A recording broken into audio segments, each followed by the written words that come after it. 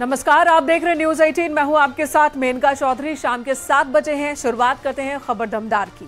और मैं हूं अनुपम। सबसे पहले बात करते हैं बड़ी खबर की। योगी सरकार का मिशन रोजगार लगातार जारी है। सीएम योगी आदित्यनाथ ने आज 700 भर्तियों को नियुक्ति पत्र दिया है। सीएम योगी ने कहा है कि उत्तर प्रदेश में सभी भर्तियां ईमानदारी के साथ हो रही हैं। किसी भी भर्ती पर कोई भी सवाल नहीं उठा सकता। मुख्यमंत्री ने कहा कि जो योग्य है उसको नौकरी मिलेगी। सीएम योगी ने जिन लोगों को नौकरी मिली है उनको ईमानदारी से काम करने के लिए कहा है।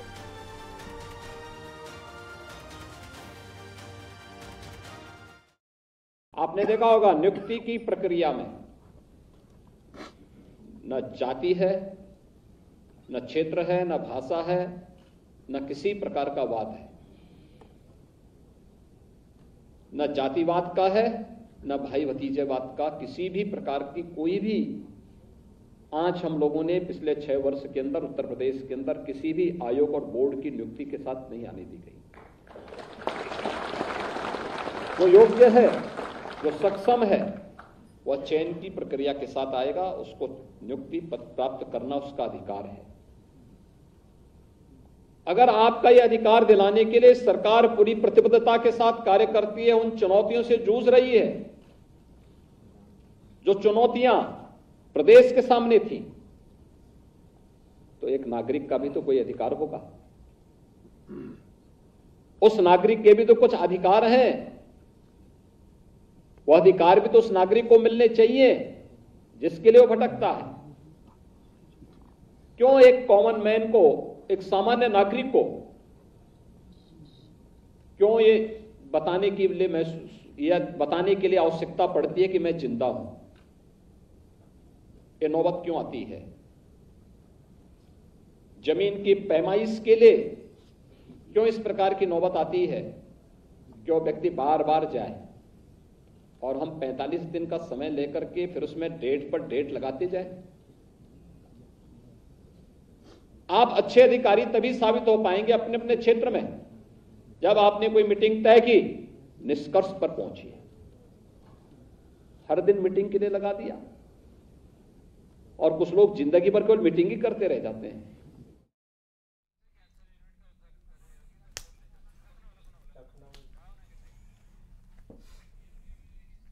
और अब आपको सीधे लिए चलते हैं लखनऊ, जहां पर सीएम योगी आदित्यनाथ इस वक्त मौजूद है। मेदांता हॉस्पिटल के उद्घाटन के मौके पर सीएम का संबोधन। कपूर जी, मेदांता लखनऊ के सभी यहां के विशेषज्ञ चिकित्सकगण और आज के इस कार्यक्रम में मेदांता में आए हुए उपचार के लिए जो विभिन्न पेशेंट हैं, उनके सभी अटेंडेंट और उपस्थित भाइयों बहनों, मुझे प्रसन्नता है कि आज लखनऊ में मेदांता ग्रुप के द्वारा वेरिएंट एज रेडियोथेरेपी मशीन, नई कीमोथेरेपी इकाई और वर्चुअल आईसीयू का शुभारंभ हुआ है।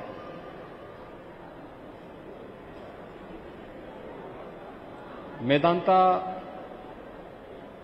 का प्रदेश में आना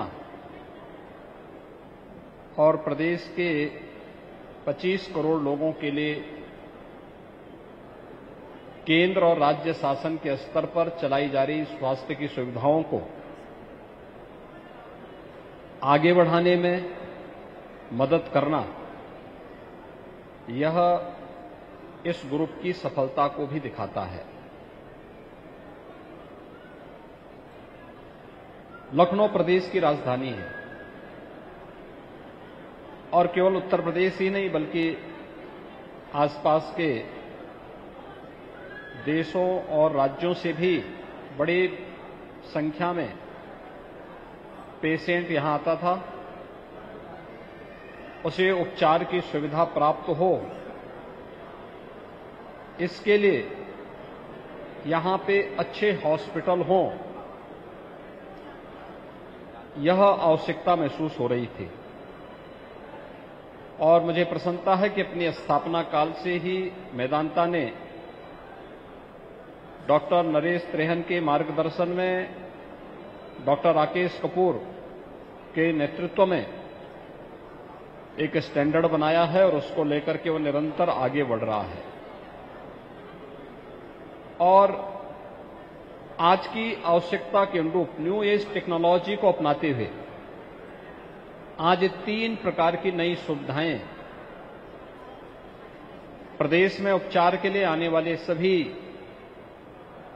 उन पेशेंट्स को उपलब्ध कराने जा रही है जिसकी लंबे समय से यहां पे डिमांड थी। खासतौर पर variant as radiotherapy machine radiation के साइड इफेक्ट को न्यूनतम करने में मदद करने की एक ऐसी मशीन जो अब तक उत्तर भारत में लगभग ना के बराबर थी। हम देखते हैं कि यहां उपचार के लिए बड़ी संख्या में कैंसर के पेशेंट मुंबई या दिल्ली जाने के लिए मजबूर होते थे। हम आभारी हैं प्रधानमंत्री मोदी जी के, जिन्होंने टाटा कैंसर की एक यूनिट को वाराणसी में भी स्थापित करवाया और वो सफलतापूर्वक वहां कार्य कर रहा है। यानी वहां पे विगत 3 वर्ष में 21,000 से अधिक पेशेंट आए हैं और जिन्होंने वहां पे सफलतापूर्वक उपचार कराया है। लेकिन उत्तर प्रदेश, बिहार और उत्तर भारत के मरीजों की संख्या को ध्यान में रखते हुए जो आबादी है, एक बड़ी आबादी है, उसके लिए कुछ नए सेंटर भी आवश्यक हैं। यद्यपि लखनऊ में राज्य सरकार के स्तर पर पहले से एक कैंसर इंस्टीट्यूट कार्य करना प्रारंभ किया है, लेकिन कॉरपोरेट क्षेत्र में भी इस प्रकार के, निजी क्षेत्र में भी इस प्रकार के हॉस्पिटल में सुविधाएं उपलब्ध हों। आज जो सुविधाएं यहां उपलब्ध हुई है, मैं इसके लिए मेदांता ग्रुप को, डॉक्टर त्रेहन को, डॉक्टर राकेश कपूर को, पंकज साहनी और मेदांता ग्रुप से जुड़े हुए जितने भी उनके पदाधिकारीगण हैं, उन सबको हृदय से धन्यवाद देता हूं। यहां पर नई कीमोथेरेपी इकाई के वार्ड को भी हम लोगों ने भी निरीक्षण किया है। अक्सर होता है जो पेशेंट कैंसर से पीड़ित होता है, आज तो उतना फिर भी सरकार का सहयोग हो चुका है, अनेक स्कीम चल चुकी है।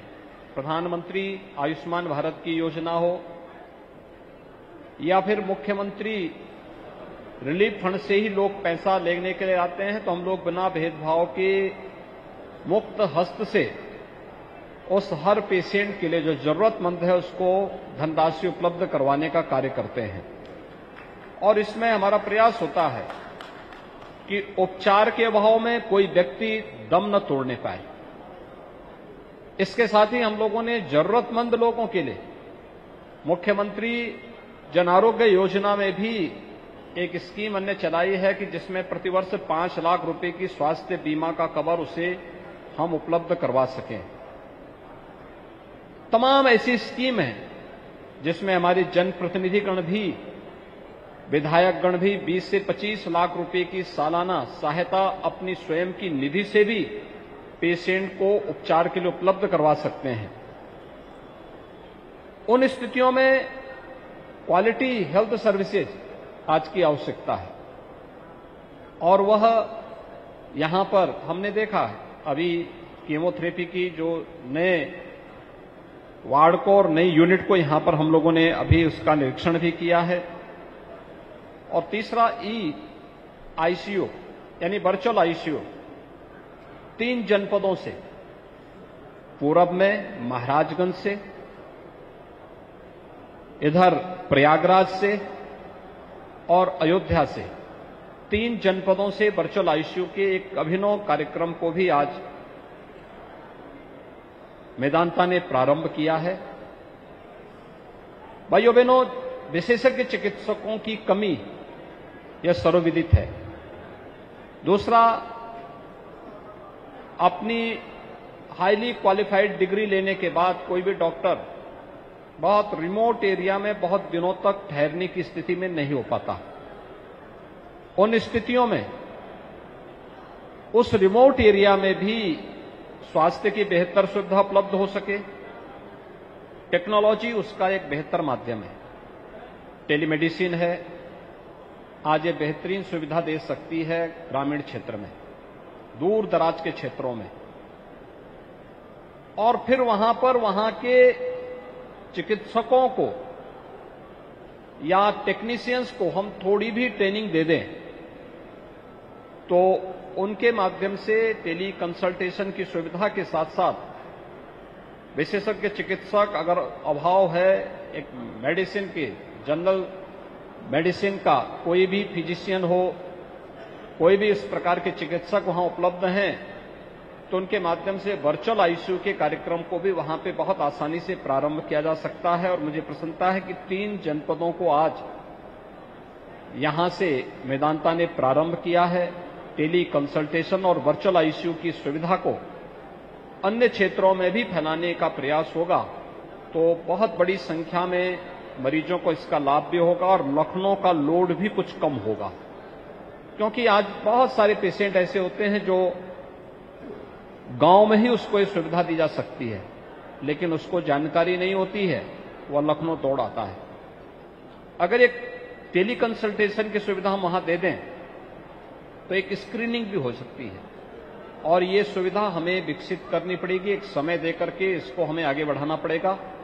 हमने इसको कोविड के दौरान उत्तर प्रदेश के अंदर वर्चुअल आईसीयू के रूप में लागू किया था और बहुत सफल प्रयोग था। उस समय एसजीपीसीआई, केजीएमयू और आरएमएल की मदद से हम लोगों ने प्रदेश के सभी 75 जनपदों में वर्चुअल आईसीयू के कार्यक्रम को लागू किया था।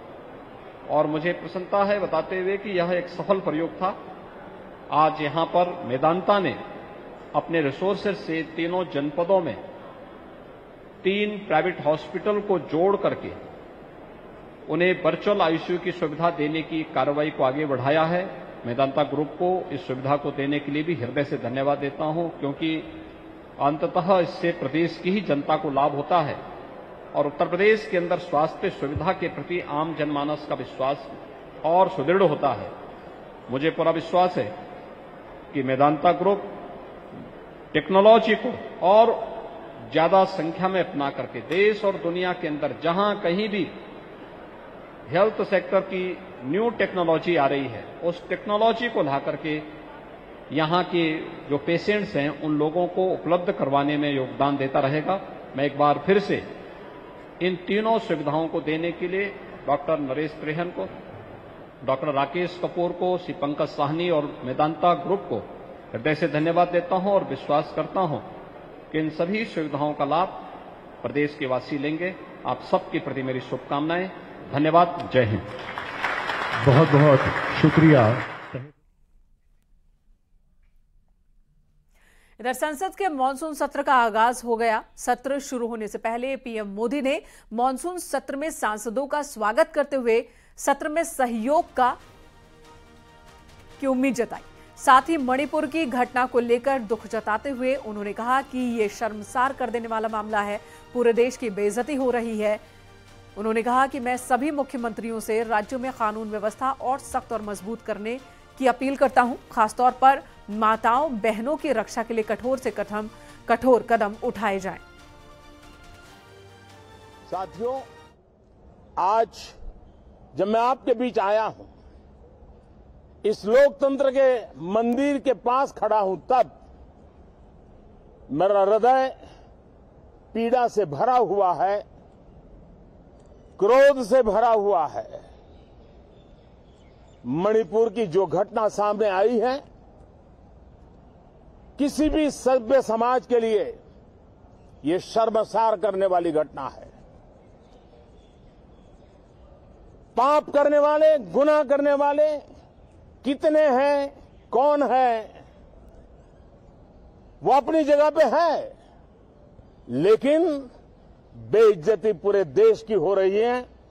140 करोड़ देशवासियों को शर्मसार होना पड़ रहा है।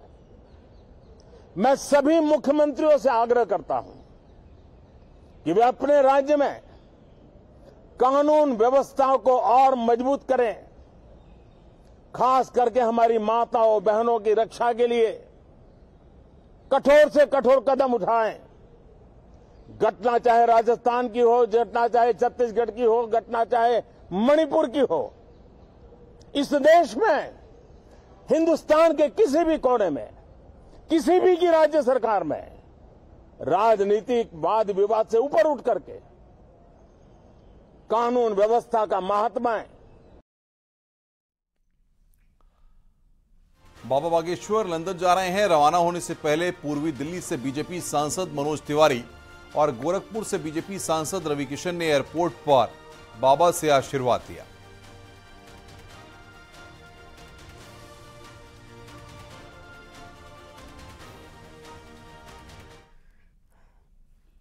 और अगली खबर लखनऊ से। यहां के सेंट जोसेफ स्कूल में जल संरक्षण को लेकर एक कार्यक्रम का आयोजन हुआ। इस कार्यक्रम में मुख्य अतिथि के तौर पर जल शक्ति मंत्री स्वतंत्र देव सिंह ने शिरकत की। न्यूज 18 से बातचीत के दौरान उन्होंने कहा कि बीजेपी सरकार में जल संरक्षण पर तेजी से काम हुआ है और ऐसे खेत तालाब ये सब का निर्माण होने के कारण और खेत पर मेड़ पर पेड़ के कारण और वृक्षारोपण के कारण जल संचय एक तरह का बड़े पैमाने पर इसके अंदर पिछले 9 सालों से और उत्तर प्रदेश 7 सालों में जल स्तर ठीक हुआ। जैसे बुंदेलखंड में आज 10 फीट पानी ऊपर, कई गांवों में अब हम लोग गए अभी गर्मियों में तो हैंडपंप बंद नहीं हुए, तालाब से भी सिंचाई हुई है। ऐसे बड़वार झील से भी 15-20 साल बाद 17-18 गाँव में पानी पहुंचा। बृजभूषण शरण सिंह के खिलाफ 6 बालिग महिला पहलवानों के द्वारा लगाए गए यौन शोषण के मामले में दिल्ली की राउज एवेन्यू कोर्ट ने बृजभूषण शरण सिंह को बड़ी राहत दी है। राउज एवेन्यू कोर्ट ने बृजभूषण शरण सिंह को शर्तों के साथ नियमित जमानत दे दी है। 25,000 के निजी मुचलके पर जमानत मिली है। राउज एवेन्यू कोर्ट ने कहा है कि आरोपी जमानत के दौरान गवाहों को प्रभावित नहीं करेंगे। WFI के पूर्व चेयरमैन बृजभूषण शरण सिंह को दिल्ली की राउज एवेन्यू कोर्ट से एक बड़ी राहत हाथ लगी है। हालांकि दिल्ली की राउज एवेन्यू कोर्ट ने बृजभूषण शरण सिंह को 25,000 रुपए के निजी मुचलके पर नियमित जमानत दे दी है। हालांकि कोर्ट ने जमानत देते हुए कुछ शर्तें रखा है और ये कहा है कि उन शर्तों के आधार पर ही बृजभूषण शरण सिंह भविष्य में अपने आचरण को रखेंगे। कोर्ट ने शर्तों के तौर पर यह कहा है कि इस केस से जुड़े हुए कोई भी सबूत और गवाहों को वो ना तो इन्फ्लुएंस करेंगे और ना ही उन सबूतों से छेड़छाड़ करेंगे। कोर्ट ने यह भी कहा है कि बिना कोर्ट की इजाजत के बृजभूषण शरण सिंह विदेश नहीं जाएंगे, उन्हें भारत में रहना पड़ेगा। हालांकि कोर्ट ने इस पूरे मामले में जो एक और आरोपी थे विनोद तोमर, उनको भी 25,000 रुपए के निजी मुचलके पर जमानत दी है। लेकिन फिलहाल बृजभूषण शरण सिंह को दिल्ली की राउज एवेन्यू कोर्ट से एक बड़ी राहत आज मिली है। कैमरामैन अनिल के साथ सुशील पांडे, न्यूज 18 दिल्ली। और यहां रुकेंगे एक छोटे से ब्रेक के लिए। ब्रेक के बाद जल्द हाजिर होते हैं।